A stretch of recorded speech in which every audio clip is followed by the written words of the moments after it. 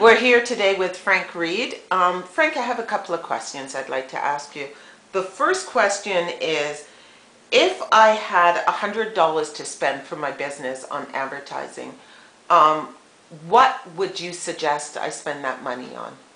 Actually, I could give you some suggestions on how actually you could actually spend zero on advertising. I'll give you an example. Let's say you were a transmission shop and all you did is specialized in installing transmissions and fixing transmissions in cars.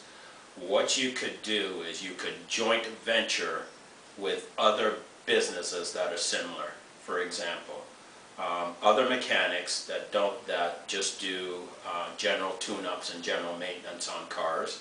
If you could work a deal with them where if they had a client that needed a new transmission on a car, they could, or new transmission in the car or transmission repaired, they could refer that client to you.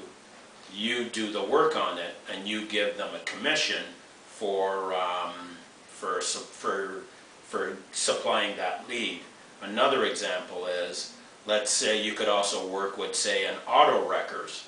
And let's say someone needed a new transmission in a car, and a lot of times they'll go to a wreckers. If they can't get one elsewhere, they can get one at a wreckers for a fraction of the price. You could network and joint venture with different auto wreckers, and when that wrecker sells that transmission, you can have that wrecker refer that client to have it installed at your transmission shop, and then you could give the auto wrecker a commission for installing it. So that's how you could do it for free. And for any other business, basically what you would do is look at the product or service that you have, and then ask yourself, what other businesses have the same customers as I do?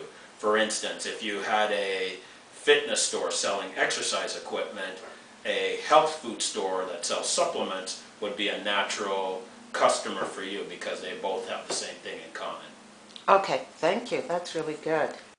I'll give you another example of how a small business can build up and establish a customer base from scratch. So let's say you had a new ice cream parlor, and you kind of like Baskins or Robbins, and it was an independent, and you opened up in a retail area, a busy retail area, but nobody knew who you were, and you just wanted to come up with an idea of how people could get a sampling of your ice cream, because once they taste it, you know they'll come back. Because with ice cream and with a lot of food, if people like the food, they'll come back. So what you could do is, you could, in the area, say within a 3 or 5 kilometer area of your business, you could go to all the different businesses in your area. If there's any residences in your area, you could go to them, and you could say that this Saturday morning from 10 a.m.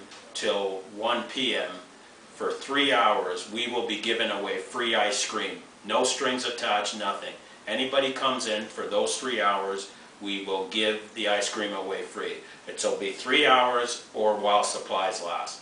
And essentially what you're doing is you're getting people to come into your parlor. You're probably going to need extra help that day. You get people to come in, and if your ice cream is that good, this only works if you have a really, really good product or service. So you get them to come into your ice cream parlor, they taste the ice cream, they really like it. It's a free sample. So all it cost you that day really was the cost of the ice cream, cones and stuff like that. So it may cost you, let's say, wholesale, your cost maybe a couple of $100 for the day, but then you have those people will come back and buy the ice cream in the future, because now they've had a chance to sample it because you've given it to them for free, and now that they like it, they'll come back and buy it on a regular basis. Excellent. Good idea.